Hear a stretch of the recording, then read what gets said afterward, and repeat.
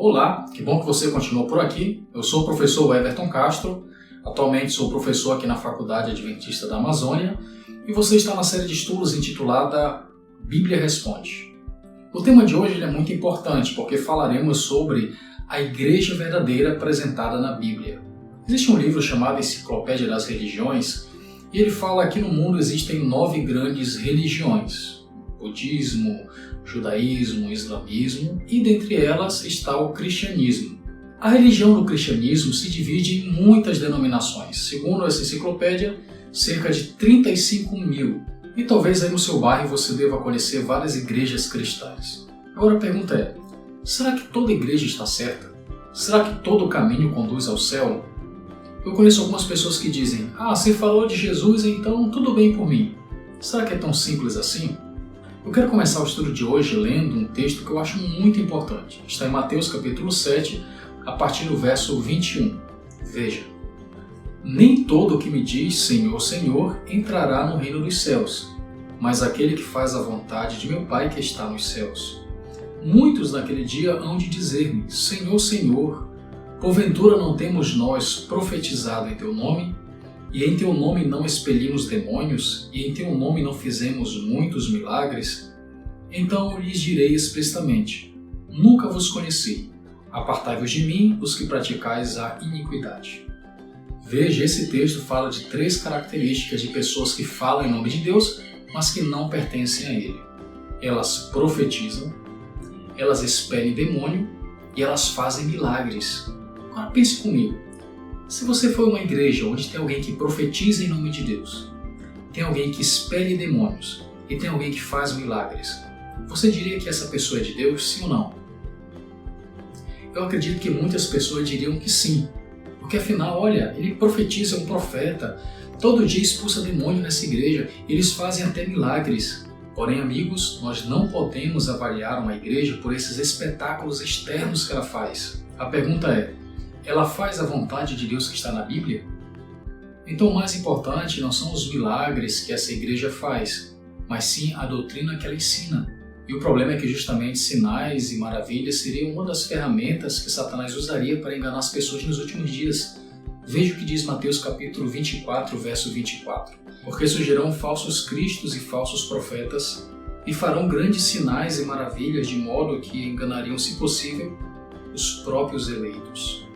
Então percebe como a própria Bíblia alerta que nos últimos dias Satanás apareceria como falso Cristo e falso profeta e ele faria sinais e maravilhas para as pessoas serem enganadas.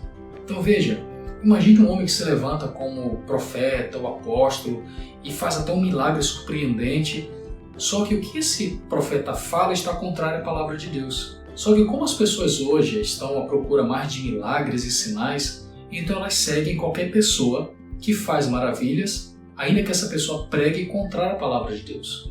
Então, mais uma vez eu falo aqui, mais importante do que sinais e prodígios é a doutrina dessa igreja. Vamos agora para um livro profético muito importante que é o Apocalipse. No capítulo 12 você encontra uma cena emblemática. Primeiro temos uma mulher e depois aparece um dragão. Esse dragão claramente é Satanás, o qual é expulso do céu e vem para a terra. E essa mulher, em profecia, em linguagem simbólica, representa uma igreja. Então, olha o que acontece em relação a essa igreja e ao dragão que é Satanás.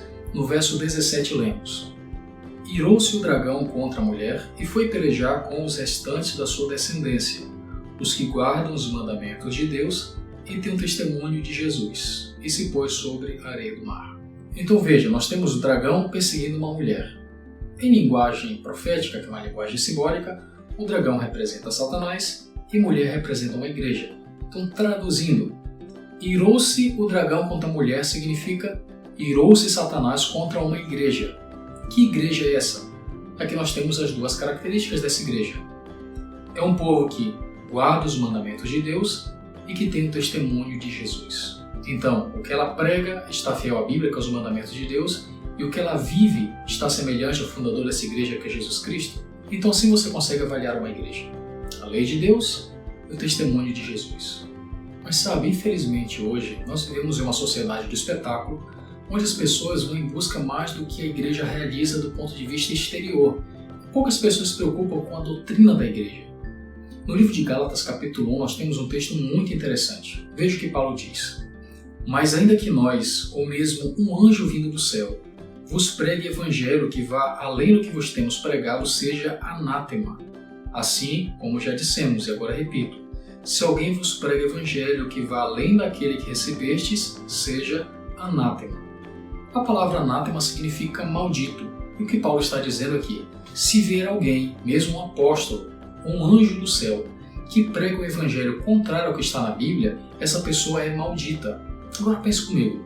Se um dia você está deitado na sua cama e de repente surge um anjo ali na sua frente, brilhante, e fala com uma voz bonita e diz, olha, o sábado não é o dia do Senhor, é a segunda-feira. Você acreditaria nesse anjo? Veja, você está vendo algo espetacular, mas o que esse ser fala está contrário à palavra de Deus. Em quem você confia? Nesse ser espetacular ou na palavra de Deus? A resposta deveria ser, julgamos tudo pela palavra de Deus. E nós temos um exemplo disso em Mateus capítulo 4. Quando Jesus veio a esse mundo, ele foi ao deserto, Satanás apareceu para tentá-lo. E para cada tentação, Jesus sempre respondia, está escrito, está escrito, está escrito. Então a Bíblia era a bússola que Jesus usava nessa terra.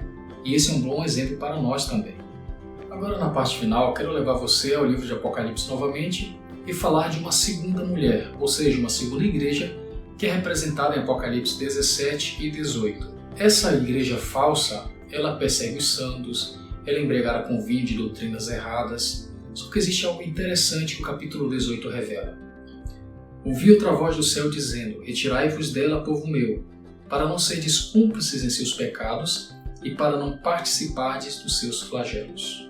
Então o que a Bíblia ensina é que Deus tem os seus fiéis, mesmo nessas igrejas que ensinam que é errado. E esse povo receberá um chamado para sair dessa igreja e se unir com o povo que segue as doutrinas de Deus, os mandamentos de Deus e tem o testemunho de Jesus. Eu quero finalizar esse estudo te fazendo uma pergunta. Você faz parte de alguma denominação religiosa? A pergunta é, por que você está nesse grupo? Por causa de sinais, prodígios, por causa da amizade, por causa da família? Ou porque você já viu na Bíblia que o que esse povo ensina realmente está na palavra de Deus?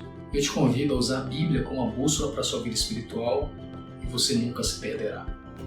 Finalizamos por aqui o estudo de hoje e no nosso próximo encontro falaremos sobre um fenômeno muito importante hoje chamado línguas estranhas. Conto com a sua presença e até lá!